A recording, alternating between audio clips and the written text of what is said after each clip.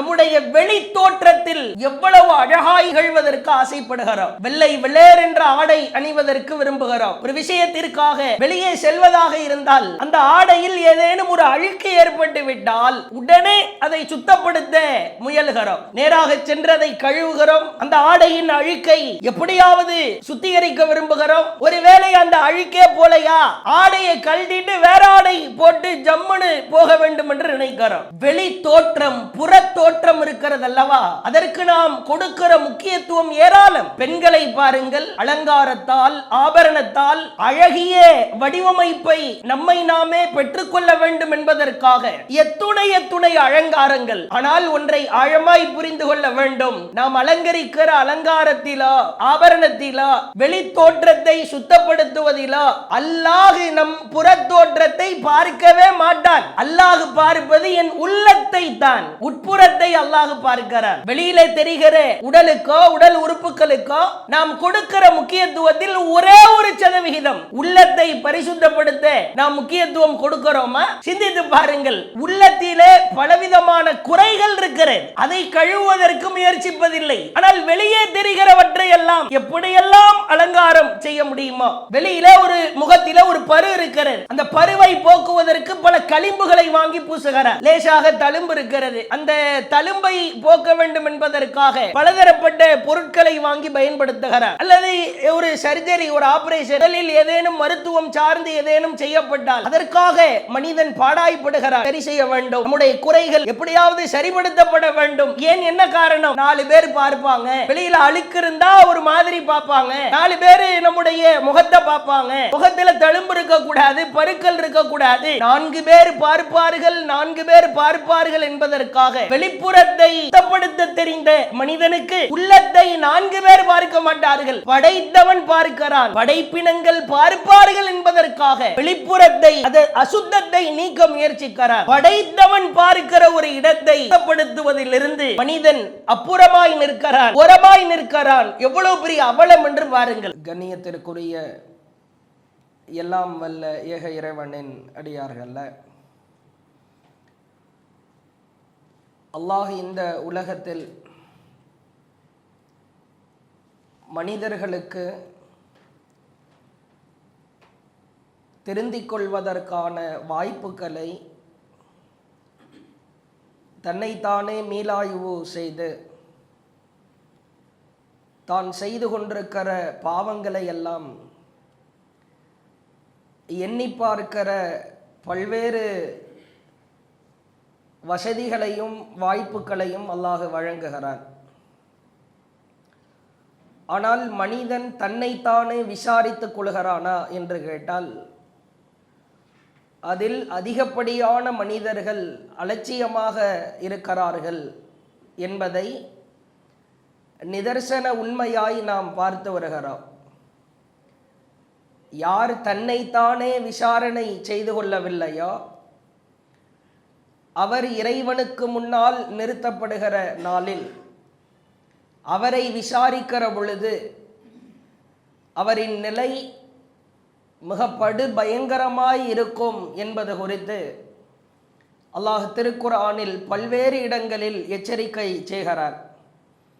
நீங்கள் பார்க்கலாம், அல்லாஹ் திருமறை குர்ஆனில் சொல்கிறான், 18வது அத்தியாயம் 49வது வசனம், வஉதிஅல் கிதாப், அவனுடைய பதிவேடுகள் வைக்கப்படும், ஃபதரல் முஜ்ரிமீன முஷ்ஃபிகீன் மிம்மா ஃபீஹ், அதிலே என்ன இருக்கிறதோ, நாம் என்ன பாவங்கள் செய்தோமோ அவைகள் ஒன்று விடாமல் அல்லாஹ் அதிலே எழுதுவான். பாவிகள் பயந்தவாறு அஞ்சியவாறு அதிலே என்ன இருக்கிறதோ நம் கரத்திலே இந்த ஏடுகள் தரப்பட போகிறதே என்று பயந்தவாறு நிற்கிற பொழுது வயக்கூலூன், அந்த ஏடுகளை எடுத்து படித்து பார்ப்பான். தன்னைத்தானே இந்த உலகத்தில் கண்ணாடிக்கு முன்பு நின்றோ அல்லது தான் செய்கிற பாவங்களை எல்லாம் வருந்தியோ திருந்தியோ ஒருவன் சுய விசாரணை செய்து கொள்ள தவறினால் புத்தகங்கள் கைகளிலே ஒப்படைக்கப்பட்டதற்கு பிறகு வயக்கூலூன், அவர்கள் கூறுவார்களாம், யா வைலத்தனா மாலி ஹாதல் கிதாப், ஐயோ இந்த புத்தகத்திற்கு என்ன நேர்ந்தது, லா யுகாதிரு சகீரத்தன் வலா கபீரத்தன் இல்லா அஹ்சாஹா, நான் செய்த சிறிய விஷயத்தையும் பெரிய விஷயத்தையும் என்று ஒன்றை கூட விட்டுவிடாமல் அனைத்தையும் பதிவு செய்து வைத்திருக்கிறதே, அனைத்தையும் இங்கே ரிஜிஸ்டர் செய்யப்பட்டு என் கைகளிலே ஒப்படைக்கப்பட்டிருக்கிறதே. தான் செய்த நன்மைகளையும் தீமைகளையும் அவன் கண்களுக்கு முன்னால் காண்பான், கண்களுக்கு முன்னால் காண்பான். நான் பார்க்கிற பார்வைகள் அனைத்தும், நான் தொழுகிற தொழுகையை பார்க்கலாம், நோற்கிற நோன்புகளை கண்களுக்கு முன்னால் பார்க்க முடியும், செய்கிற அனைத்து விதமான பாவங்களையும் கண்களுக்கு முன்னால் பார்க்கிற ஒரு வாய்ப்பை அல்லாஹ் ஏற்படுத்துவான். அல்லாஹ் சொல்லுகிறான், உமது இறைவன் யாருக்கும் அநியாயம் செய்ய மாட்டான். தன்னைத்தானே ஒரு மனிதன் கட்டாயம் இன்றியமையாத சூழலிலே அவன் விசாரணை செய்து கொள்ள வேண்டும் என்பதை அல்லாஹ் அழுத்தம் திருத்தமாய் பதிவு செய்கிறார். அதே போன்று நீங்கள் பார்க்கலாம், அல்லாஹ் எவ்வளவு அழகாய் எச்சரிக்கிறான் என்று பாருங்கள். 58வது அத்தியாயம் 6வது வசனத்தில் அல்லாஹ் சொல்லுகிறார், யௌம யபஅஸுஹுமுல்லாஹு ஜமீஆ, அவர்கள் அனைவரையும் அல்லாஹ் உயிர் கொடுத்து எழுப்புகிற நாளிலே ஃபயுனப்பிஹும் பிமா அமிலு, அவர்கள் செய்த செயல்பாடுகள் அனைத்தையும் அல்லாஹ் அறிவிப்பான். அங்கே பகிரங்க அறிவிப்பு செய்யப்படும். நீ என்ன நன்மை செய்தாய், என்ன தீமை செய்தாய் என்று அல்லாஹ் அவர்களுக்கு அறிவிப்பான். அஹ்ஸாஹுல்லாஹ், அல்லாஹ் ஒன்று விடாமல் அனைத்தையும் வரையறுத்து வைத்திருப்பான். ஒன்று கூட விடுபடாது. அனைத்து விஷயங்களையும் அல்லாஹ் வரையறுத்து வைத்திருப்பான், கணக்கிட்டு வைத்திருப்பான். சொல்லிவிட்டு அல்லாஹ் சொல்லுகிறான், அவர்கள் மறந்து விட்ட நிலையிலே, அவர்கள் மறந்து தான் செய்த காரியங்களை எல்லாம் மறதியாய் விட்டிருக்கிற நிலையிலே அல்லாஹ் அவற்றை வரையறுத்து வைத்திருக்கிறான். வல்லாஹு அலா குல்லி ஷைஇன் ஷஹீத், ஒவ்வொரு பொருளையும் அல்லாஹ் கண்காணிக்கக்கூடியவனாக இருக்கிறான். நீ மறக்கலாம், அல்லாஹுவாகிய நான் மறக்க மாட்டேன் என்று அல்லாஹ் அதை கணக்கிட்டு வைப்பானாம். நீ மறக்காமல் இந்த உலகத்தில் உன்னை நீயே பரிசோதனை செய்ய ஆரம்பித்திருந்தால், நான் செய்த நன்மைகள் என்ன, நான் செய்து கொண்டிருக்கிற தீமைகள் என்ன என்று உன் வாழ்க்கையை நீ மீளாய்வு செய்ய ஆரம்பித்திருந்தால் நீ திருந்திருக்கலாம், வருந்தி இருக்கலாம். ஆனால் நீ செய்கிற எந்த ஒன்றையும் நீ திருப்பி பார்க்க தவறிவிட்டாய், அதை நீ அலட்சியமாய் கருதினாய். அல்லாஹ் மற்றும் ஒரு வசனத்தில் சொல்கிறான் பாருங்கள், 41வது அத்தியாயம் 22வது வசனம், மிக முக்கியமான வசனம். அல்லாஹ் சொல்லுகிறான், வமா குன்தும் தஸ்ததிரூன் ஐ யஷ்ஹத அலைக்கும் சமூக்கும் வலா அப்சாருக்கும் வலா ஜுலூதுக்கும், உங்களுக்கு எதிராக உங்கள் செவிகளா, உங்கள் கண்களா, தோள்களா சாட்சி கூறாமல் இருக்க நீங்கள் எதைத்தான் மறைத்து வைத்தீர்கள்? அல்லாஹ் கேட்கிறார். நீ செய்கிற பாவத்தில் உனக்கு எதிராக சாட்சி சொல்றதுக்கு உன் உடம்புல இருந்தே உறுப்புகளை நான் வைத்திருக்கிறேன், கண்களை வைத்திருக்கிறேன், செவிகளை வைத்திருக்கிறேன், தோள்களை வைத்திருக்கிறேன். எதை மறைத்து விட்டு நீ பாவம் செய்தாய்? தோள்களை மறைத்து கொண்டு பாவம் செய்தாயா? கண்களையோ காதுகளையோ மூடிக்கொண்டு பாவம் செய்தாயா? சொல்லிவிட்டு அல்லாஹ் சொல்லுகிறான், வலாக்கின் தனன்தும் அன்னல்லாஹ லா யஅலமு கஸீரம் மிம்மா தஅமலூன், எனினும் உங்களிலே அதிகமானோர் அவர்களின் செயல்களை அல்லாஹ் அறிய மாட்டான் என்று எண்ணி வைத்துத்தான் இதை செய்தார்கள். அல்லாஹ் அறிய மாட்டான் என்று நினைத்து கொண்டாய். ஓ உடம்புல இருந்து, பாடியில இருந்தே கண்களையும் காதுகளையும் உன்னுடைய தோள்களையும் நான் சாட்சியாக்கி இருக்கிற பொழுது அல்லாஹ் அறிய மாட்டான் என்கிற எண்ணம் உனக்கு இருந்தது. அல்லாஹ் மிக கடுமையாய் எச்சரிக்கிறான். நம்மை நாமே சுயவிசாரணை செய்து கொள்கிற ஒரு பக்குவத்தை நாம் வளர்த்து கொள்ள வேண்டும். மிக முக்கியமாய் மனிதர்களாகிய நாம், அல்லாஹ் திருக்குர்ஆனில் மனிதர்கள் சுய பரிசோதனை செய்து கொள்வதற்கு மிக முக்கியமான ஒரு உறுப்பு குறித்து அல்லாஹ் எச்சரிக்கை செய்கிறான். திருமறை குர்ஆனிலே பார்க்கலாம், அல்லாஹ் பேசுகிறான். சூரா அஷம்ஸ் என்கிற அத்தியாயத்தில் கிட்டத்தட்ட பல்வேறு பிரம்மாண்டமான தான் படைத்த அந்த படைப்புகள் குறித்து அல்லாஹ் சத்தியம் செய்கிறான். சூரியனின் மீது சத்தியம் செய்கிறான், சந்திரனின் மீது சத்தியம் செய்கிறான், பூமியின் மீது சத்தியம் செய்கிறான், வானத்தின் மீது, இரவின் மீது, பகலின் மீது, இப்படி அல்லாஹ் அடுக்கடுக்காய் பிரம்மாண்டமான படைப்புகள் மீது சத்தியம் செய்துவிட்டு அடுத்து அல்லாஹ் சொல்லுகிறான், உள்ளத்தின் மீதும் அதை செம்மைப்படுத்தியவனின் மீதும் சத்தியமாக. உள்ளங்கள், இதை வடிவமைத்தவன் நான் சத்தியமாக என்று சொல்லிவிட்டு அல்லாஹ் அடுத்து சொல்லுகிறான்,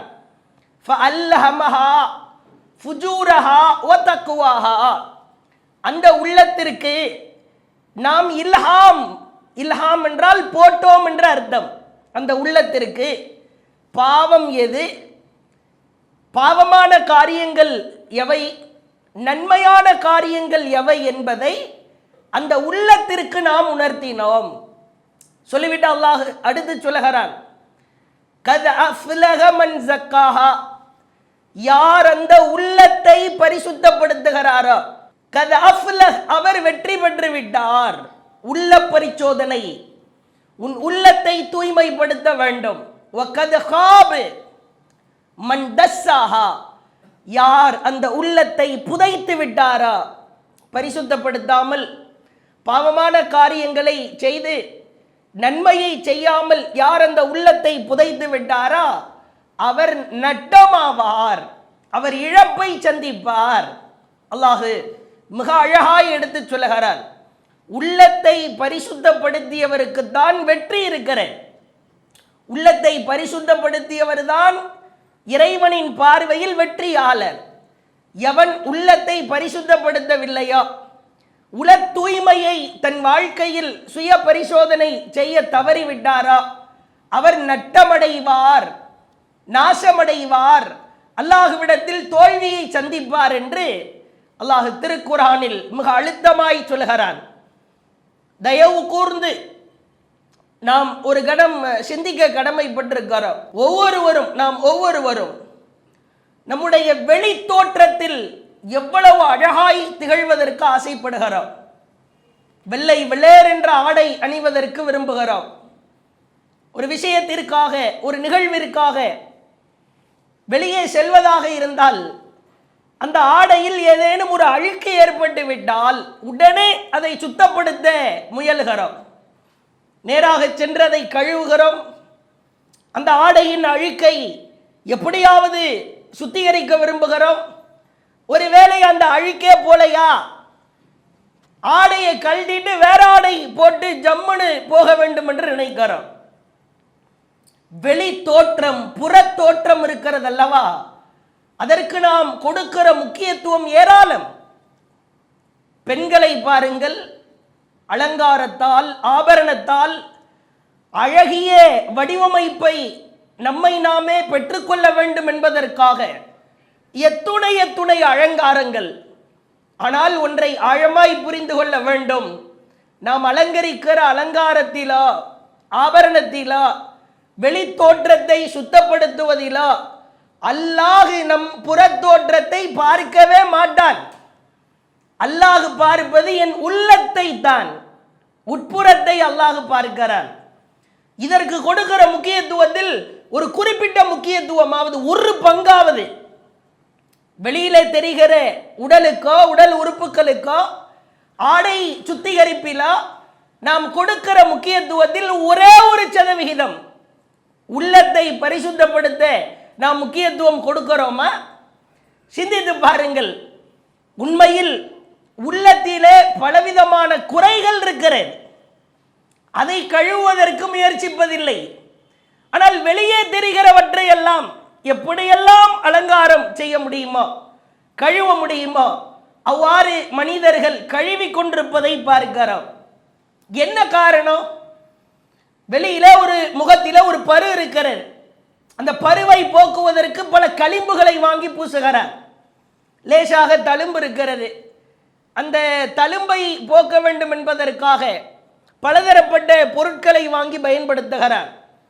அல்லது ஒரு சர்ஜரி, ஒரு ஆபரேஷன், உடலில் ஏதேனும் மருத்துவம் சார்ந்து ஏதேனும் செய்யப்பட்டால் அதற்காக மனிதன் பாடாய்ப்படுகிறான். சரி செய்ய வேண்டும், நம்முடைய குறைகள் எப்படியாவது சரிப்படுத்தப்பட வேண்டும். ஏன், என்ன காரணம்? 4 பேர் பார்ப்பாங்க. வெளியில் அழுக்கு இருந்தா ஒரு மாதிரி பார்ப்பாங்க. 4 பேர் நம்முடைய முகத்தை பார்ப்பாங்க. முகத்தில் தழும்பு இருக்கக்கூடாது, பருக்கள் இருக்கக்கூடாது. 4 பேர் பார்ப்பார்கள், 4 பேர் பார்ப்பார்கள் என்பதற்காக வெளிப்புறத்தை சுத்தப்படுத்த தெரிந்த மனிதனுக்கு உள்ளத்தை 4 பேர் பார்க்க மாட்டார்கள். படைத்தவன் பார்க்கிறான். படைப்பினங்கள் பார்ப்பார்கள் என்பதற்காக வெளிப்புறத்தை, அது அசுத்தத்தை நீக்க முயற்சிக்கிறான். படைத்தவன் பார்க்கிற ஒரு இடத்தை சுத்தப்படுத்துவதிலிருந்து மனிதன் அப்புறமாய் நிற்கிறான், ஓரமாய் நிற்கிறான். எவ்வளவு பெரிய அவலம் என்று பாருங்கள். உள்ளத்தை எவன் பரிசுத்தப்படுத்துகிறானோ அவன்தான் உண்மையான மனிதன். எவன் உடலை சுத்தப்படுத்தி வெளிப்புறத்தை காட்ட விரும்புகிறானோ அவன் வெளியில நடிக்கலாம், நடிகனாய் கூட இருக்கலாம். ஆனால் படைத்தவன் உள்ளத்தை மட்டும் தான் பார்க்கிறான். அல்லாஹ் திருமறை குர்ஆனில் அதனால்தான் அழுத்தமாய் பதிவு செய்கிறான், எவர் உள்ளத்தை சுத்தப்படுத்தினாரோ அவர் வெற்றி பெற்றார். உள்ளத்தை சுத்தப்படுத்து. எவர் உள்ளத்தை அசுத்தப்படுத்தினாரோ, கலங்கப்படுத்தினாரோ அவன் நட்டமடைந்தான். அல்லாஹுவின் தூதர் அவர்கள் வாழ்வில் நடந்த ஏராளமான அதிசய சம்பவங்களை நாம் கேள்விப்பட்டிருக்கிறோம். அதிலே நடைபெற்ற மிக முக்கியமான ஒரு சம்பவம், மெஹராஜ் பயணத்தின் பொழுது நபிகளார் மலக்குமார்களால் அப்படியே எடுக்கப்படுகிறார்கள். அவர்கள் செய்த முதல் வேலை என்ன தெரியுமா? சஹீஹ் புகாரியிலே பார்க்கிறோம், 7517வது செய்தி. நபிகளார் ஸல்லல்லாஹு அலைஹி வஸல்லம் அவர்களுக்கு அல்லாஹ் ஏற்பாடு செய்ய வைத்த முதல் வேலை, வானவர்களின் கைவசம் நபியை ஒப்படைத்து ஜம்சம் இருக்கிற இடத்திற்கு செல்கிறார்கள். இதுவெல்லாம் அல்லாஹ் செய்த அதிசய நிகழ்வு. நபிகளாரின் தொண்டை பகுதியிலிருந்து நெஞ்சு பகுதி அப்படியே பிளக்கப்படுகிறது. உள்ளே இருக்கிற இதயம், கல்பு, அவைகளை எல்லாம் வெளியே எடுக்கிறார்கள். ஜம்சம் நீரால் அதை இருதய சுத்திகரிப்பு, ஒரு சர்ஜரி ஒன்று நடக்கிறது, வானவர்கள் செய்த சர்ஜரி. அந்த இருதயத்தை பரிசுத்தப்படுத்துகிறார்கள், கழுவுகிறார்கள். பிறகு அல்லாஹ் அந்த வானவர்களுக்கு சில விஷயங்களை கொடுத்து அனுப்பினான். ஞானம், இல்மு, அவர்களுக்கான கல்வி. அந்த உள்ளத்தில் அசுத்தம் சேரக்கூடாது என்பதற்காக அல்லாஹ் கொடுத்த அந்த காரியங்களை, விஷயங்களை எல்லாம் தொண்டையிலிருந்து வயிறு பகுதி வரைக்கும் நிரப்பி அதை மீண்டும் மூடிவிட்டார்கள். அல்லாஹ் செய்கிற வேலையை பாருங்கள். முதல் வேலை, உலகத்தில் இருக்கிற எல்லா மனிதர்களின் உள்ளங்களையும் நீங்கள் சுத்தப்படுத்த வேண்டுமானால் உங்களின் உள்ளம் அதை விட ஆகச் சிறந்த சுத்தமாக இருக்க வேண்டும். அல்லாஹ் நடத்துகிற பாடம். நீங்க உலகத்தில் இருக்கிற எல்லா மனிதர்களையும் அவங்க உள்ளத்தை சுத்தப்படுத்தணும். உள்ளத்தில் இருக்கிற அழுக்குகளை, கசடுகளை நீக்க வேண்டும். அப்போ உங்கள் உள்ளம் வானவர்களை வைத்து அல்லாஹ் அதை கழுவி சுத்தப்படுத்தி ஒரு ஏற்பாடை செய்கிற பொழுது ஒரு இருதய பரிசுத்தத்தை அல்லாஹ் ஏற்படுத்துகிறார். இதுவெல்லாம் நமக்கு உள்ளங்களுக்கான ஒரு பரிசுத்த தன்மையை செய்ய வேண்டும் என்பதை அழுத்தமாய் வலியுறுத்துகிறேன். நீங்கள் பாருங்கள், இந்த உள்ளம் இது குறித்து ஏராளமான செய்திகளை பார்க்கிறோம். 69வது அத்தியாயம் 18வது வசனம், யௌமைதின் துஅரதூன், அந்நாளில் இறைவனுக்கு முன்னால் நிறுத்தப்படுவீர்கள். லா தக்ஃபா மின்கும் ஹாஃபியா, உங்களுடைய எந்த ரகசியமும் மறைந்து விடாது. நீ எதை ரகசியம் என்று நினைத்து செய்தாயோ, யாரும் பார்க்கவில்லை என்று நினைத்து உள்ளத்திலே திட்டம் தீட்டினாயோ, பிளான் போட்டாயோ, அல்லாஹ்விடம் எதுவும் மறையாது. அல்லாஹ் அடுத்து சொல்லுகிறான் பாருங்கள், 26வது அத்தியாயம் 87வது வசனம், இப்ராஹிம் அலைஹிஸ்ஸலாம், அல்லாஹுவின் நண்பராய் திகழ்ந்த இப்ராஹிம் அலைஹிஸ்ஸலாம் அவர்கள் இறைவனிடத்திலே வைத்த கோரிக்கைகளை உலக மாந்தர்களுக்கு படிப்பினையாய் அல்லாஹ் மற்றும் ஒரு இடத்திலும் சொல்லுகிறான். அவர் கேட்டாராம், வலா துஹ்ஸினி யௌம யுபஅஸூன். எவ்வளவு அழகான செதுக்கப்பட்ட வார்த்தை என்று பாருங்கள். நாமெல்லாம் கேட்போமா கேட்கிறோமா என்பது சந்தேகம்தான். அல்லாஹ் கேட்க சொல்லுகிறான், வலா துஹ்ஸினி யௌம யுபஅஸூன், இறைவா உயிர்ப்பித்து எழுப்புகிற நாளில் என்னை கேவலப்படுத்தி விடாதே, என்னை இழிவுக்கு உள்ளாக்கி விடாதே இறைவா. அடுத்து அல்லாஹ் சொல்லுகிறான், இப்ராஹிம் நபிக்கு நாம் கற்றுக் கொடுத்தோம், அவர் கேட்டார் என்று சொல்லுகிறான், யௌமலா யன்ஃபஉ மால் வலா பனூன். அந்த நாளில் எந்த செல்வமோ, நீ சேர்த்து வைத்த செல்வமோ அல்லது பெற்று வளர்த்த பிள்ளைகளோ உனக்கு பயன் தர மாட்டார்கள். 3 ஆண் குழந்தை, 4 பெண் குழந்தை, எல்லாரும் ஜம்முன்னு வாழ்றாங்க, அவங்க வாழ்வாங்க. அவ்வளவு சொத்து இருக்கிறது, வீடு இருக்கிறது, வீட்டை அழகாய் கட்டி வைத்திருக்கிறேன், சொத்து பத்துக்களை எல்லாம் சேர்த்து வச்சுட்டேன், பிள்ளைங்களுக்கு சொந்த வீடு தான், சென்னையிலே தான். எல்லாம் கடமைகளுக்காக செய்கிற பொழுது அல்லாஹ் சொல்லுகிறான், பிள்ளைகளோ செல்வங்களோ பயனளிக்காது. சொல்லிவிட்டு அல்லாஹ் மிக அழகாய் பதிவு வைக்கிறான். 26வது அத்தியாயம் 89வது வசனம், இல்லா மன் அத்தல்லாஹ பி கல்பின் சலீம், எவர் தூய உள்ளத்துடன் அல்லாஹ்விடத்தில் வருவாரோ அப்படிப்பட்டவரை தவிர. உள்ளம் தூய்மையாக இருந்தால் நீ வெற்றி பெறுவாய். பிள்ளைகளை வளர்த்து செல்வங்களை சம்பாதித்து இறைவனுக்காக உன் உள்ளத்தை பரிசுத்தப்படுத்தி இருந்தால் நீ கண்டிப்பாய் இறைவனிடத்திலே சந்திக்க வருகிற பொழுது உன் உள்ளம் தூய்மையாயிருக்கிறதா, இதை அல்லாஹ் பார்க்கிறான் என்று திருமறை குர்ஆனில் அல்லாஹ் உள்ளத்தை பரிசோதனை செய்யுங்கள், சுத்தப்படுத்துங்கள் என்று நமக்கு கட்டளையிடுகிறார். அதே போன்று நீங்கள் பார்க்கலாம் 22வது அத்தியாயம் 45வது வசனம், ஃபகஅய்யிம் மின் கரியத்தின் அஹ்லக்னாஹா, எத்தனையோ ஊர்களை நாம் அழித்திருக்கிறோம். வஹிய தாலிமா, அவர்கள் எல்லாம் அநியாயக்காரர்கள். ஃபஹிய காவியத்துன் அலா உரூஷிஹா, அல்லாஹ் சொல்லுகிறான், எத்தனையோ பாலடைந்த வபிஇரும் முஅத்தலத்தின் வகஸ்ரின் மஷீத், பாலடைந்த கிணறுகள், உறுதியான கோட்டைகள், ஆணவம் பிடித்து திரிந்த அத்துணை நபர்களையும் நாம் அழித்திருக்கிறோம். சொல்லிவிட்டு அல்லாஹ் சொல்லுகிறான், அஃபலம் யஸீரு ஃபில் அர்ல், பூமியில் இவைகளை எல்லாம் நீ பார்க்க மாட்டாயா? பூமியிலே பார், எவனெல்லாம் ஆணவம் பிடித்தானோ அகம்பாவம் கொண்டானோ அத்துணை பேரையும் காலி செய்து விட்டோம், அழித்து விட்டோம். ஃபதகூனு லஹும் குலூப், அல்லாஹ் மனிதர்களை பார்த்து பேசுகிறான், அவர்களுக்கு விளங்குகிற உள்ளங்களும், யாக்கிலூன பிஹா வ ஆதானு யஸ்மஊன பிஹா, கேட்கிற காதுகளும் இருக்கும். அல்லாஹ் அழித்திருக்கிற, கடுமையாய் தண்டித்திருக்கிற இந்த பகுதிகளை ஒருவன் செவிகளால் கேட்கிறான் என்றால், விளங்குகிற உள்ளத்தை வைத்து அவன் பார்க்கிறான் என்றால், இதுவெல்லாம் அவனுக்கு படிப்பினையா இருந்திருக்கும். ஃபஇன்னஹா லா தஅமல் அபுஸார், நிச்சயமாக அவனுக்கு கண்ணில் குருடில்லை. வலாகின் தஅமல் குலூப் அல்லதி ஃபிஸ் சுதூர், அவனுடைய சிந்திக்கிற உள்ளங்களில் தான் குருடுகள் இருக்கிறது. அல்லாஹ் எங்கு வந்து லாக் செய்கிறான் என்று பாருங்கள். எவ்வளவு தண்டனை கொடுக்கிறேன், விளங்க மாட்டாயா? காது கொடுத்து கேட்க மாட்டாயா? கண்ணால் பார்க்க மாட்டாயா? குருட்டுத்தனம் கண்ணில இல்லடா, உள்ளத்தில் இருக்கிறது. அல்லாஹ் எதை பாடமாய் நடத்துகிறான்? உனக்கு வணக்க வழிபாட்டில் குறை இருக்கிறதா? உள்ளத்தில் குருடு இருக்கிறது. அல்லாஹ் தடுத்த காரியத்தை செய்கிறாயா? உள்ளத்தில் குருடு இருக்கிறது, சிந்தனை குருடு. உள்ளத்தின் இருக்கிற குருட்டுத்தன்மையை நாம் சீர் செய்ய தவறிவிட்டால் நம்மை விட மிக பெரும் நஷ்டவாளிகள் யாரும் இருக்க இயல. இந்த உள்ளம் இருக்கிறது அல்லவா, அது ஒரு பவர்ஃபுல்லான ஒரு அரசனை போன்றது.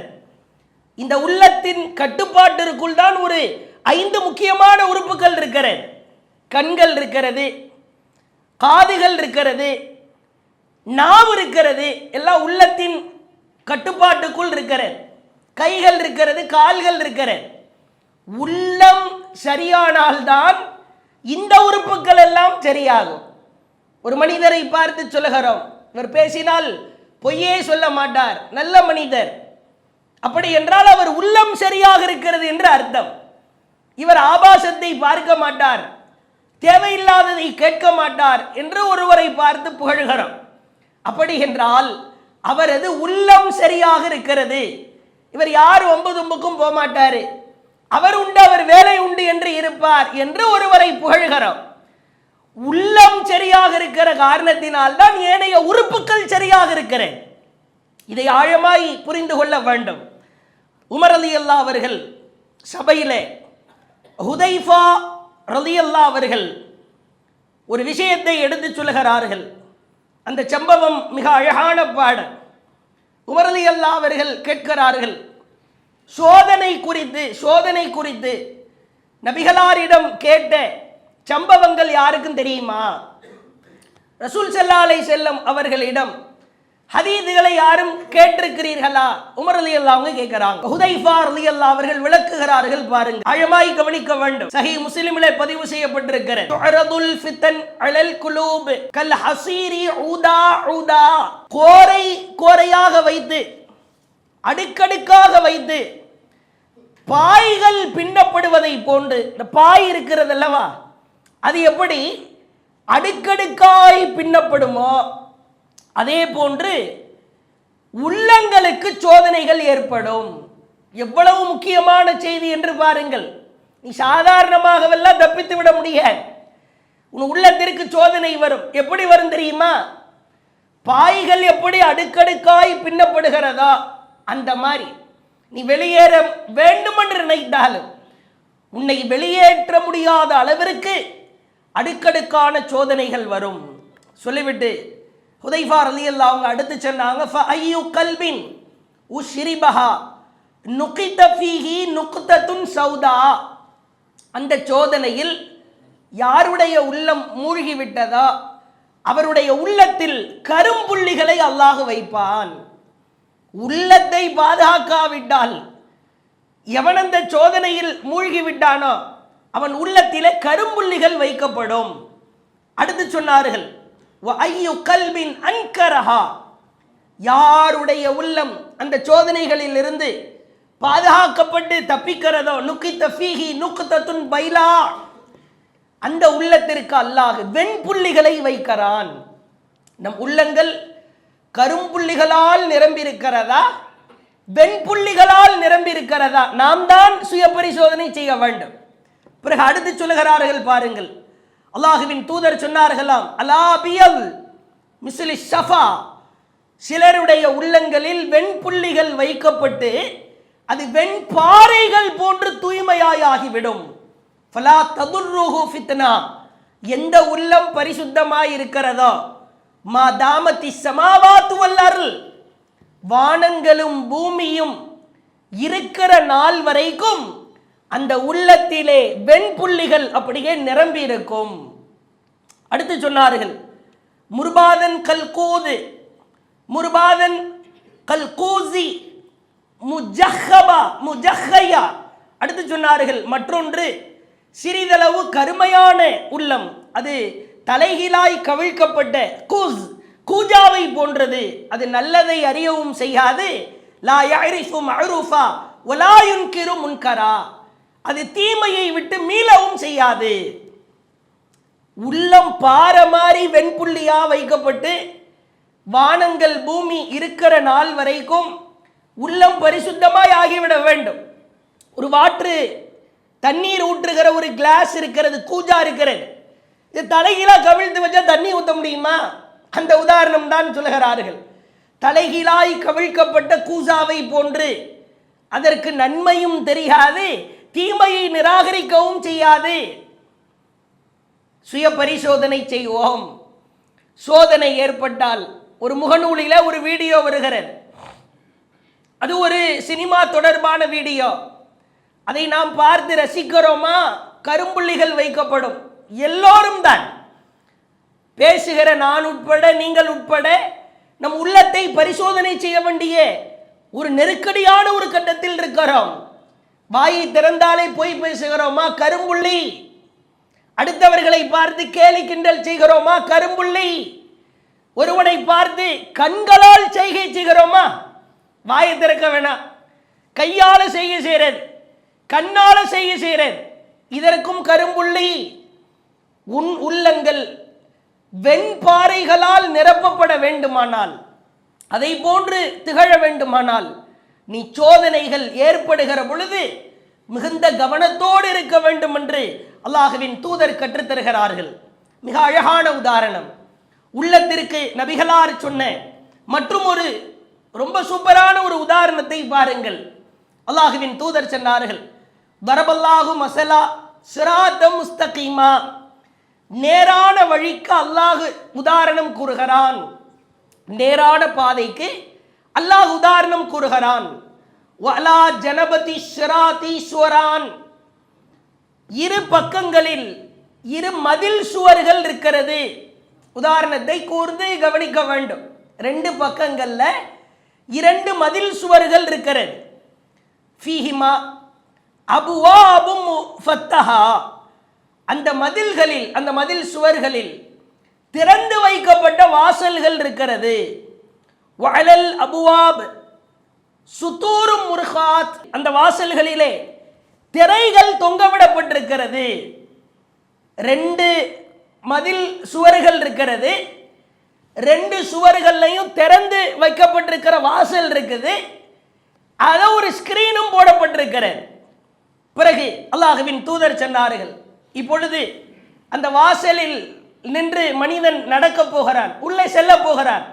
உள்ளே செல்லுகிற பொழுது வஅலா பாபி ஸிராத் தாஇன், ஒரு அழைப்பாளர் அந்த வாசலுக்கு முன்னால் நின்றவாறு, யா அய்யுஹன் நாஸ், மனிதர்களே, உதுகுலு ஸிராத் ஜமீஆ, ஸ்ட்ரைட்டா நேரா போயிரு, வலா ததஅர்ரஜு, சைடுல என்ன இருக்குதுன்னு திரையை திறந்து பார்த்துறாத அப்படின்னு அந்த அழைப்பாளர் சொல்லிவிட்டு உள்ளே அனுப்புகிறார். பிறகு அல்லாஹ்வின் தூதர் மற்றொரு வார்த்தையில் சொன்னார்கள், வதாஇன் யதுஉ மின் ஃபௌகி ஸிராத், மேல ஒரு அழைப்பாளர், ரெண்டு அழைப்பாளர், ரெண்டு மதில் சுவர்கள், ரெண்டு பக்கமும் ஓப்பன் ஸ்பேஸ், ஓப்பன் மட்டும் இல்லாம ஸ்கிரீனும் போடப்பட்டிருக்குது. வாசல்ல ஒரு அழைப்பாளர் நின்று கொண்டு, நேரா போயிடுறா, வலப்பக்கம் இடப்பக்கம் பார்க்காத, திரையில என்ன இருக்குதுன்னு திறந்து பார்த்துறாத, இங்க ஒரு அலர்ட், எச்சரிக்கை. மேல ஒரு அழைப்பாளர், அவர் சொல்லுவாராம், ஃபைதா அராத யஃப்தஹு ஷையா மின் தில்கல் அபுவாப், வாசல்களில் எந்த ஒன்றையும் திறந்து பார்த்து விடாதே. மேல இருந்து அலர்ட், மேல இருந்து எச்சரிக்கை. ஒருவேளை நீ திறந்து பார்த்தால் வைஹக் லா தஃப்தஹ், திறந்திராத, அழிந்து போவாய். ஃபஇன்னக இன் தஃப்தஹு தலிஜுஹு, ஒருவேளை நீ திறந்து பார்த்தால் அதற்குள்ளே மூழ்கி விடுவாய் என்று இந்த ஒரு உதாரணத்தை நபிகளார் சொன்னார்கள். நபித்தோழர்கள் கேட்டார்கள், அல்லாஹ்வின் தூதரே, நேரான பாதை, இரண்டு பக்கம் சுவர்கள், மூடப்பட்ட திரைகள், ஒரு அழைப்பாளர், மேலிருந்து ஒரு அழைப்பாளர், என்ன இதற்கு விளக்கம் தாருங்கள் என்று கேட்கப்படுகிறது. அல்லாஹ்வுடைய தூதர் விளக்குறாங்க. எவ்வளவு அழகான விளக்கம் என்று பாருங்கள். அல்லாஹ்வின் தூதர் சொன்னார்கள், அந்த நேரான பாதை இருக்கிறது அல்லவா, வஸ்ஸிராத் அல் இஸ்லாம், அதுதான் இஸ்லாமிய மார்க்கம். வஸ்ஸுவரான், இரண்டு சுவர்கள் இருக்கிறது அல்லவா, மதில் சுவர்கள், ஹுதூதுல்லா, அவைகள் அல்லாஹ்வின் வரம்புகள். வல் அபுவாபுல் முஃபத்தஹா, மூடப்பட்ட திரைகள் இருக்கிறது அல்லவா, இவைகள் தான் மஹாரிமுல்லா, அல்லாஹ் ஹராமாக்கியவைகள். எதுக்கு ஸ்கிரீனை ஓபன் பண்ணாதன்னு சொல்றாங்கன்றதுக்கு இதுவெல்லாம் சான்று. அடுத்து அல்லாஹ்வின் தூதர் சொன்னார்கள், வதாலிக தாஇ அலா ரஅசிஸ்ஸராத், வாசல்ல நின்று கொண்டு உள்ள போயிடுறா, நேரா போயிடுறா, வலப்பக்கம் இடப்பக்கம் திரும்பிராதடா அப்படின்னு ஒரு அழைப்பாளர் சொன்னார் தானே, அவர்தான் கிதாபுல்லாஹி அஸ்ஸ வஜல், அல்லாஹ்வின் வேதம். வதாஇ மின் ஃபௌகிஸ் ஸராத், மேல இருந்து ஒரு அழைப்பாளர், டோரை திறந்துராத, ஸ்கிரீனை விலக்கி பார்த்துராத, உள்ள போன செத்து போயிருவ, அதுக்குள்ளே மூழ்கி விடுவாய் என்று சொன்னார் தானே, அவர்தான். அல்லாஹ்வின் தூதர் இந்த இடத்தில் தான் மிக முக்கியமான ஒரு விஷயத்தை பதிய வைக்கிறார்கள். வாஇதுல்லாஹ் ஃபீ கல்பின் குல்லி முஸ்லிம், ஒவ்வொரு முஸ்லிமின் இதயத்தில் இருக்கும் மனசாட்சி அந்த மேலிருந்து சொன்ன அந்த அழைப்பாளர் தான். அல்லாஹ்வுடைய வேதத்தில் இருக்குது, இவனுக்கு தெரியும்.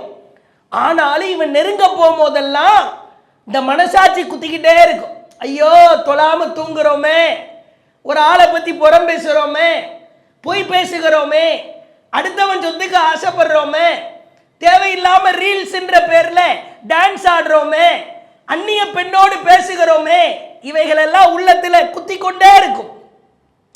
இதை அல்லாஹுவின் தூதர் அவர்கள், நீ அல்லாஹுவின் வேதத்தின்படி உள்ளே நேராக சென்று விட்டாலும் கூட உன் உள்ளமும் நீ நன்மை செய்வதற்கு, உன்னை காப்பாற்றுவதற்கு போராடி கொண்டிருக்கிறது.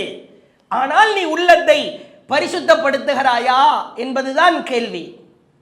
மிக அழகான சம்பவத்தை பாருங்கள். இந்த சம்பவத்தை வெறுமனே ஒரு செய்தியா இல்லாமல் எவ்வளவு உள்ளத்தை பரிசுத்தப்படுத்த நபி தோழர்கள் போராடி இருக்கிறார்கள் என்பதற்கான சான்று. ஒரு சமயம் அபூபக்கர் அஸ்ஸித்தீக் ரலியல்லாஹு அவர்கள் ஹந்தலா ரலியல்லாஹு அவர்களை சந்திக்க வருகிறார். ஹந்தலா ரலியல்லாஹு அவர்கள், இவருக்கு மற்றும் ஒரு பெயரும் உண்டு, வஹியை எழுதுபவர். சாதாரண நபர் கிடையாது. நபிகளாரின் அருகிலே அமர்ந்து கொண்டு வஹியை எழுதுகிற ஒரு நபி தோழர். அந்த ஹந்தலா அவர்களை அபூபக்கர் ரலியல்லாஹு அவங்க சந்திக்க வருகிறார்கள். உடனே அந்த ஹந்தலா சொல்கிறார், கைஃப அன்த யா ஹந்தலா. அபூபக்கர் ரலியல்லாஹு அவங்க கேட்குறாங்க, ஹந்தலாவே எப்படி இருக்கிறீங்க? ஆளு சோகமயமாய் ஒரு மாதிரி இருக்கிறார். குல்து, ஹந்தலா சொல்கிறார், நாஃபக ஹந்தலா, நாஃபக ஹந்தலா, ஹந்தலாவாகிய நான் நயவஞ்சகனாகிவிட்டேன். அபூபக்கர் ரலியல்லாஹு அவங்களுக்கு அப்படியே தூக்கி வாரி போடுகிறது, அப்படியே அதிர்ச்சி ஆகிறார்கள். கால சுப்ஹானல்லாஹ், அல்லாஹ் தூயவன், என்ன வார்த்தையை பேசுகிறீர்கள்? நம்மெல்லாம் நயவஞ்சக தன காரியம் செய்வோம் தான், நிறைய விஷயங்கள்ல தவறு இழைப்போம், ஆனால் வெளி காட்டிக்கவே மாட்டோம். நபி தோழர்களை பாருங்கள், ஹந்தலா நயவஞ்சகனாகிவிட்டான். சுப்ஹானல்லாஹ், அல்லாஹ் தூயவன். மாத்தக்கூல், ஏன் அப்படி சொல்றீங்க? உடனே அவர் சொல்லுகிறார், நகூன் இந்த ரசூலில்லாஹி ஸல்லல்லாஹு அலைஹி வஸல்லம், நபிகளாரோடு உபதேசம் கேட்கப்படுகிற சபையில் நாம் இருக்கிறோம். யுதக்கிருனா பின்னார் வல் ஜன்னா, சொர்க்கத்தை பற்றியோ நரகத்தை பற்றியோ நமக்கு எச்சரிக்கிறார்கள். ஹத்தா கஅன்னார் ஐன், அவைகளையெல்லாம் கண்களுக்கு முன்னால் நாம் பார்ப்பது போன்றே தெரிகிறது. சொர்க்கத்தை பற்றி ரசூல்லா பேசினா, நரகத்தை பற்றி பேசுகிற பொழுது கண்ணுக்கு முன்னாடி பார்க்கிற மாதிரி ரசூல்லா உபதேசம் செய்கிறார்கள். ஃபைதா ஹரஜ்னா மின் இன்தி ரசூலில்லாஹ் ஸல்லல்லாஹு அலைஹி வஸல்லம், நபியிடமிருந்து திரும்பி வீட்டிற்கு வந்து விட்டால், ஆஃபஸ்னல் அஸ்வாஜ், மனைவியோடு விளையாடுகிறோம், வல் அவுலாத், குழந்தைகளை கொஞ்சுகிறோம், வல் லைஆத், உலக விஷயங்கள் உலக தொடர்புகள் என்று பேச ஆரம்பிக்கிறோம். ஃபனசீனா கதீரா, நபியிடம் கேட்ட ஏராளமான விஷயங்களை நாம் மறந்து விட்டோமே. நாஃபக ஹல்லலா, இப்ப தெரியுதா? அங்க ஒரு மாதிரி இங்க ஒரு மாதிரி இருந்தா அது முனாஃபிக் தனம் தானே. எப்படி கொண்டு வந்து அவர் உள்ளத்தை பரிசோதிக்க பாடுபடுகிறார் என்று பாருங்கள். அபூபக்கர் ரலியல்லாஹு அவர்கள் சொன்னார்கள், ஃபவல்லாஹி இன்னால நல்கா மிஸ்லஹாதா, உங்களுக்கு எப்படியோ அப்படித்தான் எனக்கும். நானும் அந்த கேட்டகிரி தானே. யார்? அபூபக்கர் அஸ்-சித்தீக், நபிகளாரின் நெருங்கிய தோழர். அஸ்-சித்தீக் இவர் உண்மையாளர், வாய்மையாளர் என்று பெயர் பெற்றவர். உள்ளத்தை பரிசோதிக்க, உள்ளத்தை தூய்மைப்படுத்த பாடுபடுகிறார். உடனே இருவரும் ஃபன்தலக்து அன வ அபூபக்கர், நானும் அபூபக்கரும் நபியிடத்திலே வந்தோம். வந்து உள்ள நுழைஞ்ச உடனே சலாம் சொல்லிட்டு ஹந்தலா சொல்கிறார், நாஃபக்க ஹந்தலா, ஹந்தலா நயவஞ்சகனாகி விட்டான். நாஃபக்க ஹந்தலா யா ரசூலல்லாஹ், அல்லாஹ்வின் தூதரே, ஹந்தலா முனாஃபிக்காகி விட்டார். ஃபகால ரசூலுல்லாஹி ஸல்லல்லாஹு அலைஹி வஸல்லம், நிறுத்து, ஒமாதாக், என்ன பேசுகிறாய்? ரசூலுல்லாஹ்வே ஒரு ஆளை பார்த்து துடிக்கிறாங்கன்னா அவர் அப்படிப்பட்ட குணத்தில் இருக்க மாட்டார் என்று புரிகிறார். மீண்டும் அதே விஷயத்தை சொல்கிறார். நீங்கள் உபதேசம் செய்கிற பொழுது சொர்க்கத்தை கண்களுக்கு முன்னால் எடுத்து காட்டி விடுகிறீர்கள், நரகத்தை எடுத்து காட்டிடுறீங்க, பயமா இருக்குது, சொர்க்கத்தை பார்த்தா ஆசையா இருக்குது உள்ள போகணும்னு. வீட்டுக்கு போனா மனைவி பிள்ளைகள் உலக மோகத்திலே திளைக்க வேண்டிய சூழல் ஏற்படுகிறது. அல்லாஹ்வின் தூதர் சொன்னார்கள், அப்படியா? அப்படி ஏற்படுகிறதா? இன் லவ் ததுமூன அலாமா தக்கூனூன இந்தி ஒஃபித்ரிக்ரி, என்னிடத்தில் இருப்பது போன்றே உங்கள் வீடுகளிலும் நீங்கள் ஒருவேளை இருக்க நேரிட்டால் லசாஃபஹத்துகுமுல் மலாயிகா அலா ஃபுருஷிக்கும், மலக்குமார்கள் உங்கள் கைகளை பிடித்து நீங்கள் அமர்ந்திருக்கிற இடங்களுக்கு வந்து உங்களோடு சலாமும் முசாஃபஹாவும் செய்து கொண்டிருப்பார்கள். ஆனால் மனிதன் வலாக்கின்னயா ஹல்லலா, மனிதன் என்பவன் சாத் வ சாத், அப்படித்தான் ஒரேடியா அப்படியே மார்க்கத்திலேயே அப்படியே 24 மணி நேரம் இருக்க முடியாதுதான். இதற்கெல்லாம் நீ பயப்படாதே. யோசித்து பாருங்கள், நம்ம இந்த செய்தியை ஏன் கேள்விப்படுவோம்? மார்க்கத்தில் முழுசான நேரம் இருக்க முடியாதுன்றதுக்காக அப்படி நேர்மாற்றமா புரிகிறதுக்கு தான் கேள்விப்படுவோம். ஆனால் இவர் எப்படி புரிகிறார் என்று பாருங்கள். என் உள்ளம் கலங்கமாகி விட்டதா, என் சிந்தனைலாம் மாறுதே, ரசூலுல்லாஹ்ட்ட இருந்த மாதிரி இருக்க முடியலையே, வீட்டுக்கு வந்தா வேற மாதிரி ஆயிருதே என்றாவது சிந்தித்திருப்போமா? நான் பேச்சிலே ஒரு மாதிரி இருக்கிறேன், ஆனால் என் சொந்த விஷயத்தில் அப்படி நேர்மாறாய் நடக்கிறேனே. மற்றவர்களுக்கு உபதேசம் செய்கிற பொழுது உண்மையா நடக்கணும், நீதியா நடக்கணும், கண்டிப்பா ஃபஜ்ர் தொழுதரணும், யாரையும் ஏமாற்றக்கூடாது என்றெல்லாம் சொல்லிவிட்டு என் தனிப்பட்ட வாழ்க்கை என்று வந்துவிட்டால் அதிலே நான் பலவீனமா இருக்கிறேனே என்று நாம் என்றாவது சிந்தித்ததுண்டா? ஹந்தலா ரலியல்லாஹு அவர்கள் அவ்வளவு தூரம் சிரமப்பட்டிருக்கிறார். அதே போன்று நீங்கள் பார்க்கலாம், மிக முக்கியமான ஒரு செய்தி. அல்லாஹ்வின் தூதர் சொன்னார்கள், இன்னல் ஈமான், ஈமான் ஆகிறது, லயஹ்லுகு ஃபி ஜௌஃபி அஹதிக்கும் கமா யஹ்லகு ஸௌபு, உங்களுடைய ஆடைகள், அணிகிற ஆடைகள் இற்று போவதை போன்று, உங்களுடைய துணிகள் பழையதாகி அதை நீங்கள் அப்புறப்படுத்துவதை போன்று, இற்று போவதை போன்று உங்கள் உள்ளங்களில் இருக்கிற ஈமானும் அது பலவீனம் அடைந்து கொண்டே இருக்கும். நீ உள்ளத்தை பரிசோதனை செய்யலன்னா, அந்த உள்ளத்தை சுத்தப்படுத்தாவிட்டால், உள்ள பரிசோதனை, உள்ள தூய்மை என்பது ஆன்மீகத்தின் அடிப்படை அடையாளம். அதை அவசியம் செய்தே ஆக வேண்டும். அல்லாஹ்வின் தூதர் சொன்னார்கள், பழைய ஆடைகள் அது பயன்படுத்த முடியாத அளவிற்கு எப்படி இற்று போகுமோ, தூக்கி வீசுகிற அளவில் இருக்குமோ, அது மாதிரி ஈமான் பலவீனமாகும். எனவே ஃபஸ்அலுல்லாஹ், அல்லாஹ்விடத்தில் நீங்கள் கேளுங்கள், ஐயு ஜத்திதல் ஈமான ஃபீ குலூபிக்கும், இறைவா என் உள்ளத்தில் ஈமானை அழுத்தமாய் நீ புகுத்திவிடு இறைவா என்று கேளுங்கள். அல்லாஹ்வின் தூதர் பிரார்த்தனை செய்வார்களாம், அல்லாஹும்ம இறைவா இஜ்அல் ஃபீ கல்பி நூரா, என்னுடைய உள்ளத்தில் ஒளியை ஏற்படுத்து, என் உள்ளத்திற்கு ஒளிய கூட இறைவா. கேட்டிருக்கிறோமா? உள்ள எப்படி பரிசுத்தமாகும்? உள்ளத்தை பரிசுத்தப்படுத்த வேண்டுமானால் நபிகளார் ஜம்சம்மை வைத்து கழுவி பரிசுத்தப்படுத்தப்பட்ட நபிகளார் அல்லாஹ்விடத்தில் கேட்டார்களாம், இறைவா என் உள்ளத்தை ஒளியை ஏற்படுத்து. அல்லாஹ்வின் தூதர் அவர்கள் சொன்னார்கள், அத்தக்குவா அத்தக்குவா ஹாஹுனா, தக்குவா என்பது இங்கே இருக்கிறது, தக்குவா என்பது இங்கே இருக்கிறதுன்னு சொல்லிட்டு அல்லாஹ்வின் தூதர் மற்றொரு இடத்திலே கேட்டார்களாம், அல்லாஹும்ம இறைவா ஆத்தி நஃப்சி தக்குவாஹா, என் உள்ளத்திற்கு இறையச்சத்தை வழங்கு. இங்க தக்குவா இருக்குதுன்னு சொல்லிட்டு என் உள்ளத்திற்கு இறையச்சத்தை வழங்கு. வஸக்கிஹா, இறைவா அதை பரிசுத்தப்படுத்தி. இறைவா, அந்த ஆற்றல் எனக்கு இல்லை. என் உடம்புல அழுக்கு இருந்தா கிளீன் பண்ணிடுவேன், என் மேனியில் அழுக்கு இருந்தா கிளீன் பண்ணிடலாம், என் ட்ரெஸ்ஸில் அழுக்கு இருந்தா கிளீன் பண்ணிடலாம், என் தலையிலையோ என் முகத்திலேயோ என் வாய்க்குள்ளையோ அழுக்கு இருந்தால் நான் சுத்தப்படுத்தி விடலாம். உள்ளத்தை சுத்தப்படுத்துகிற ஆற்றல் உன்னிடத்தில் இருக்கிறது. அன்த கைரு மன் ஸக்காஹா, இறைவா உன்னை தவிர அதை யாரும் பரிசுத்தப்படுத்த முடியாது. கெஞ்சிருக்கிறார்கள். உள்ள பரிசோதனைக்காக அல்லாஹ்வின் தூதர் அவர்களிடத்திலே ஒரு நபித்தோழர் வருகிறார். உள்ள பரிசோதனைக்காக போராடி இருக்கிறார். சஹீஹ் முஸ்லிமிலே பார்க்கிறோம், மிக நீண்ட செய்தி. அல்லாஹ்வின் தூதரிடத்திலே வருகிறார். அவர் கேட்கிற வார்த்தையை பாருங்கள். வந்தவுடனே கேட்கிறார், தஹிர்னி யா ரசூலல்லாஹ், அல்லாஹ்வின் தூதரே என்னை பரிசுத்தப்படுத்துங்கள்.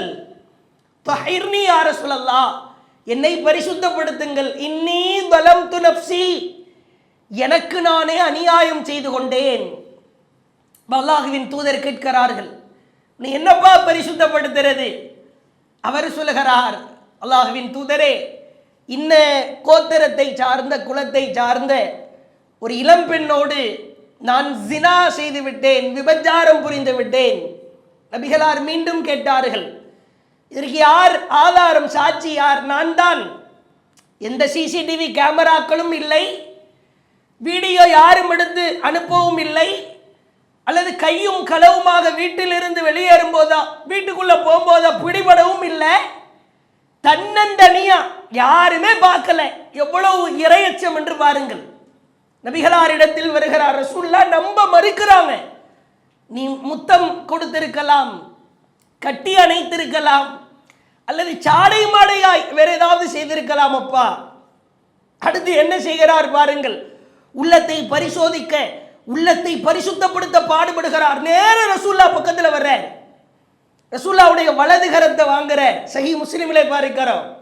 ரசூலுல்லாஹ்வுடைய வலக்கரத்தை வாங்கி அதற்கு மேல் தன் கையை வைத்து, தஹிர்னி யா ரசூலல்லாஹ் உக்துல்னி பில் ஹிஜாரா, என்னை பரிசுத்தப்படுத்துங்கள், கல்லால் அடித்துக் கொள்ளுங்கள். கைக்கு மேல கை வச்சு, இப்ப நம்புறீங்களா? உண்மையிலேயே நான் விபச்சாரம் செய்து விட்டேன், என்னை கல்லால் அடித்துக் கொள்ளுங்கள் என்று கெஞ்சுகிறார். அவருக்கு தண்டனை கொடுக்கப்படுகிறது. நபித்தோழர்கள் கூறுகிறார்கள், பொதுவாகவே ஒரு நபருக்கு தண்டனை கொடுக்கப்படுமானால் அவருக்காக நெஞ்சளவிற்கு குழி தோண்டுவோம், வேதனை தாங்க முடியாது ஓடுவாங்க, ஓடக்கூடாதுன்றதுக்காக குழி தோண்டுவோம். பெண்களாக இருந்தால் ஆடைகளை எல்லாம் கட்டுவோம், கை கால்கள் எல்லாம் அப்படியே தத்தளிக்கிற நேரத்தில் வலி தாங்க முடியாமல் கதறுகிற நேரத்தில் கை கால்களை எல்லாம் கட்டி வைப்போம். மாயிஸ் அவர்களுக்காக நாங்கள் குழியும் தோண்டவில்லை, அவர் கைகளையும் கட்டவில்லை, அப்படியே நிறுத்தினோம், அடிக்க ஆரம்பித்தோம். கைகளிலே சுண்ணாம்பு கட்டி கிடைத்தது, சாணம் கிடைத்தது, கற்கள் கிடைக்கவில்லை. கைகளை கிடைத்ததிலெல்லாம் நாங்கள் அடிக்க ஆரம்பித்தோம். அவர் சற்று தூரம் ஓட ஆரம்பித்தார். எங்களுக்கு அதிர்ச்சியாகிவிட்டது. ஓட மாட்டார் என்பதற்காகத்தான் உடலை கட்டி வைக்கவில்லை. சிறிது தூரம் சென்றார். அந்த இடத்தை பார்க்கிறோம். அந்த இடத்தை நாங்கள் சுற்றி பார்க்கிற பொழுது முற்றும் முழுவதுமாக பாறாங்கற்களால் அந்த இடம் சூழப்பட்டிருந்தது. அவர் யோசித்திருக்கிறார், என்னை அடிப்பதற்கு கைகளில் கல் கிடைக்கவில்லையா, நான் என் உள்ளத்தை பரிசுத்தப்படுத்தணும், எப்படியாவது நீங்க கல்லால் அடிச்சு என்னை கொல்லணும், இங்கவா நான் கூட்டு போறேன் என்று சொல்லி பாறாங்கற்கள் இருக்கிற இடத்திற்கு எங்களை அப்படியே சிறிது தூரம் அழைத்து சென்றார். பின்னால் நாங்கள் ஓடி வந்தோம். முழுக்க முழுக்க பாறாங்கற்கள் தான். அடிக்க ஆரம்பித்தோம். இரத்தம் சொட்டோ செட்டென்று சொட்டியது. இறுதியிலே நாங்கள் அடிக்க அடிக்க சக்கத்தை அவர் அமைதியாகிவிட்டார். அவர் அமைதியாகி விட்டார், ரூஹ் பிரிந்து விட்டது. அல்லாஹ்வின் தூதர் அவர்கள் அவருக்கு கொடுக்கிற சிறப்பை பாருங்கள். உள்ளத்தை பரிசோதித்து விட்டால், உள்ளத்தை பரிசுத்தப்படுத்தி விட்டால், நீ எவ்வளவு பெரிய பெரும்பாவம் செய்த பாவியாக இருந்தாலும் நீ திருந்துவதற்கு முயற்சித்தால் உங்களுக்கான கண்ணியம், நமக்கான கண்ணியம் மிகப்பெரியது. அல்லாஹ்வின் தூதர் சொன்னார்கள், இஸ்தக்ஃபிரூ லி மாயிஸ் இப்னு மாலிக், மாயிஸ் இப்னு மாலிக்குக்காக அல்லாஹ்விடம் பாவ மன்னிப்பு தேடுங்கள். சொல்லிவிட்டு அல்லாஹ்வின் தூதர் சொன்னார்கள், கஃபரல்லாஹு லி மாயிஸ் இப்னு மாலிக், மாயிஸ் இப்னு மாலிக்கை அல்லாஹ் மன்னித்து விட்டான். அவர் உயிரோடு இல்லை. ஆனால் உலக மாந்தர்களுக்கு நபிகளார் அந்த இடத்தில் அறிவித்து விட்டார்கள், மாயிஸ் புனிதர், மாயிஸ் பின் மாலிக்கை அல்லாஹ் மன்னித்து விட்டான். சொல்லிவிட்டு அடுத்து அற்புதமான ஒரு வார்த்தையை சொன்னார்கள். அல்லாஹ்வின் தூதர் சொன்னார்கள், மாயிஸ் அவர்களுக்கு அல்லாஹ் கொடுத்த மன்னிப்பின் அளவு என்ன தெரியுமா? லக்கது தாப தௌபத்தன், இவருடைய மன்னிப்பை லவ் குசிமத் பைன உம்மத், ஒரு சமுதாயத்திற்கே பங்கு வைத்தாலும் லவஸ்யாத்துஹும், அவர்கள் சொர்க்கத்திற்கு செல்வதற்கு இவர் மன்னிப்பு போதுமானதாயிருக்கும். ஒரு சமூகத்திற்கே பங்கு வைத்து கொடுத்தாலும் இவருக்கு கொடுத்த மன்னிப்பு போதுமானதாயிருக்கும். உள்ள பரிசோதனையை அவர் வென்றிருக்கிறார், உள்ளத்தை மிக பரிசுத்தப்படுத்தி இருக்கிறார். தயவு செய்து வெளிப்புற தோற்றம் அழகாயிருக்கிறதோ இல்லையோ, உள்ளம் அழகாகாவிட்டால், அசிங்கமாக இருந்தால் அல்லாஹ்விடத்தில் தோற்று போவோம் என்பதை கவனத்திலே வைத்துக்கொண்டு இன்ஷா அல்லாஹ் மற்றும் ஒரு சுய பரிசோதனையில் மிக முக்கியமான ஒரு தலைப்பின் கீழாக, தகவலின் கீழாக நாளை தினம் தொடர்ச்சியாய் அறிந்து கொள்வோம். வாஹிர் தஅவானா அனில் ஹம்துலில்லாஹி ரப்பில் ஆலமீன். அஸ்ஸலாமு அலைக்கும் வரஹ்மத்துல்லாஹி வபரகாத்துஹு. அல்லாஹு அக்பர், அல்லாஹ்